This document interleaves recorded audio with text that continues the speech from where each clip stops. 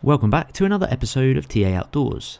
With the popular 10 Bushcraft knife skills video, you guys pestered me to make an axe version, and so, by popular demand, here are 10 Bushcraft axe skills. For the majority of my time in the woods, I tend to take a 20-inch axe. This particular axe is a Halterfors hunting axe. On some occasions, I also take a small carving hatchet for bushcraft projects, and so, this video will focus on the skills that can be done with these two axes. You'd be surprised the size of log that a small axe like this can chop. On first glance, this particular log seems far too big to split with just a small forest axe. However, you can apply some simple physics to help split it in half. Even the hardest of swings at this log is unlikely to split it first time. But if you bury the head of the axe just off the centre of the log, and then lift the log onto your shoulder, rotate it so that your axe bit is now facing towards you, and let the weight of it fall onto your axe, it should split fairly easily. The way this works is that the weight of the log is far heavier than the weight of the axe head. Therefore, you can only apply so much downward force when driving the axe into the log, and clearly it isn't enough to split the log. But by reversing the forces used and allowing the log to be driven down onto the axe with its own weight, it will apply a much greater force to the splitting process. Naturally, I would never approach splitting a log this big in the first place. However, here is a slightly smaller log that is still fairly ambitious for this small forest axe to split. A splitting maul would handle it no problem, but the narrow profile of the Swedish-made forest axe just doesn't have the splitting power. So again, I drive it into the top of the log, lift it up near the axe head, and heave it down onto the chopping block. It's a fairly satisfying way of splitting a log, but it's not worth putting your back out trying to lift the log each time. You'll soon tire of doing this regularly. So what if you find yourself out in the woods and you don't have any flat chopping block to split wood on, and the saw you have is too small to cut any decent diameter chopping log? If you can find a sturdy dead tree on the ground, this is all you need to split down your firewood.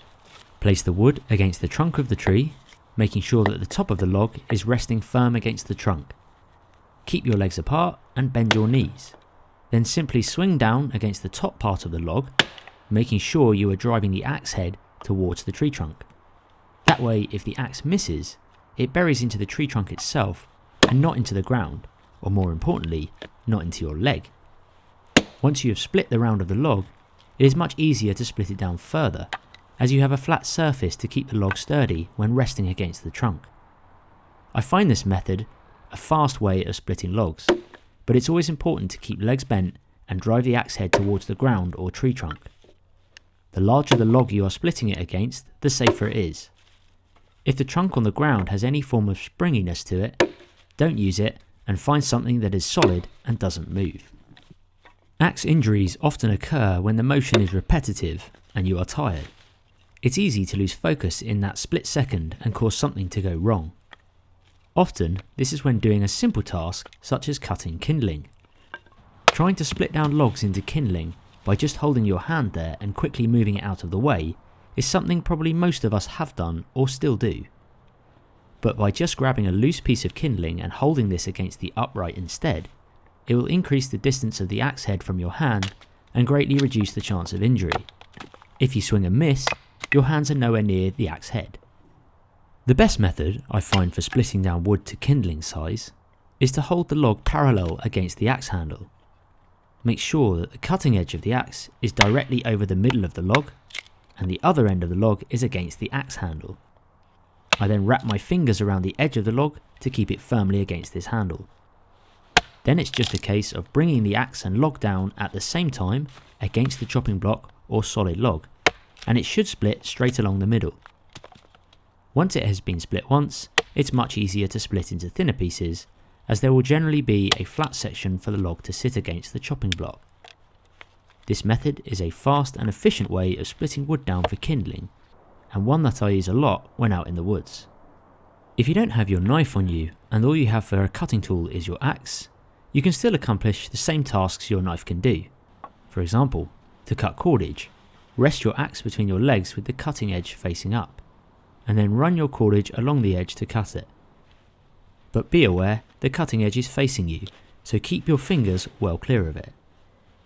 The carving hatchet I have has much less of a convex grind than my Hultifor's hunting axe.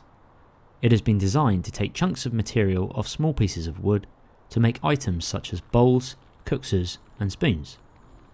Because of the profile of the cutting edge, it is generally much sharper than my larger axe. And in general, you should never leave the cutting edge of your axe exposed when it's sitting in a log. This can result in injury, especially if it's on the edge of a log where you or your dog could walk past it and catch yourself on it. However, in this instance, if you are working with the axe itself, you can actually use it to make feather sticks if you don't have your knife on you. This works well with a bearded axe, as it has more surface area on the cutting edge than a traditional forest axe.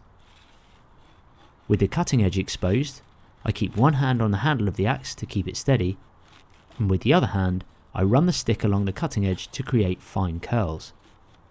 This method gives you a lot more control to create fine curls than if you were running the axe vertically down the stick like you would with a knife.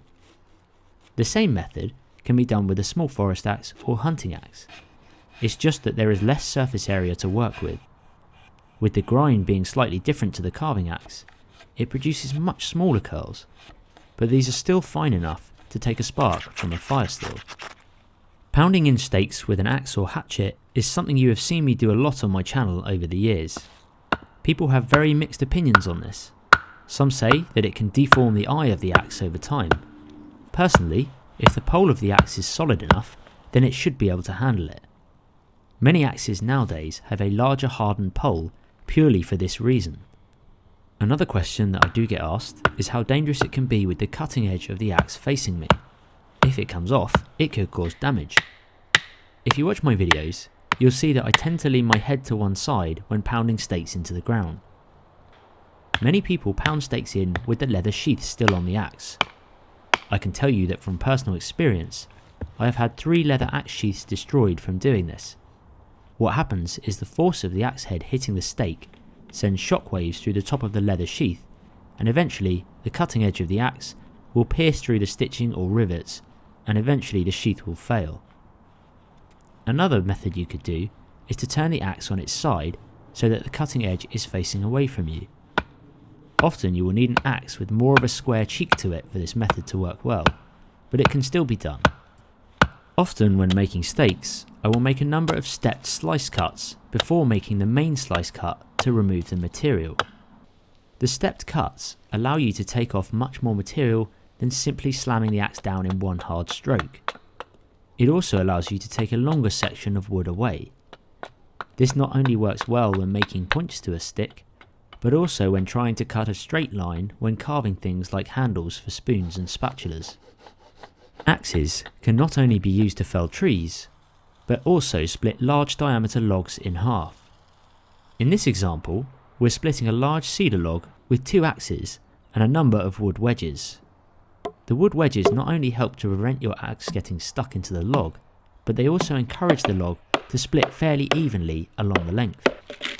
You can also use a large stick as a mallet to help drive the wedges and axe deeper into the wood. The wedges were made using an axe. In theory, this entire log could be split with just one axe, but we were splitting this log during the winter months and we had limited daylight hours to film, so naturally 2 axes were better than 1. And the last, and arguably the most important axe skill, sharpening. There are so many different ways to sharpen your axe, but the one I find works best for me is a sharpening puck. This is a circular sharpening stone with a coarse side and a smooth side. Whenever the cutting edge on my axe feels as if it's starting to go dull, I use this sharpening stone to bring it back to sharpness. Some people put oil on their sharpening stones, but for me I just either use a bit of water or some good old fashioned spit. I begin by using the coarse side of the stone and run it across the bevel in circular motions. The main difference I find with sharpening an axe compared to a knife is that the axe tends to have a large convex bevel. If you were just to focus on sharpening the cutting edge of the axe, then you would end up changing the profile of it and potentially creating a micro bevel. So with the axe, you need to cover the whole bevel and not just the cutting edge in order to keep the profile true. One side of the axe tends to be easier to sharpen due to the way you hold it. When I flip the axe round, I place the handle on my shoulder as close to my cheek as possible so that I can see down the edge of the axe.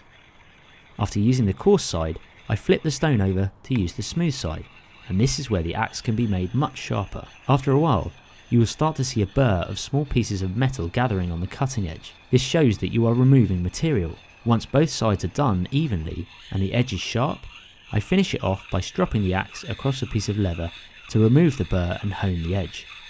Sharpening an axe can be tricky. It's something that will get easier the more you do it, and the more you understand your particular axe profile. And that's it.